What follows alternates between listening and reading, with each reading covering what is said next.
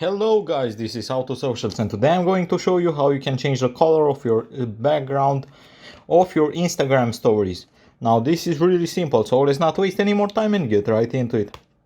So obviously the first thing that you need to do is just go over onto your Instagram and take a picture that you want to add the color background to. So just going to take a blank picture.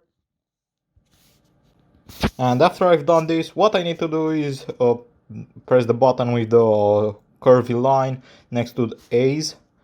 And here I have a selection of colors. What I need to do is just select the color that I want my background to be in. For example, I'm going to choose this blue.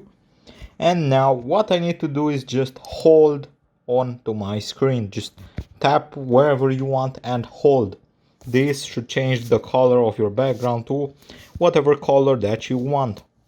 And after you've done that, you can complete your story with text and whatever you want to add to it.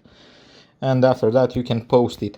And that's pretty much all there is to it, guys. I hope you found this tutorial helpful. I hope you enjoyed it. Don't forget to subscribe to the channel and see you in the next one.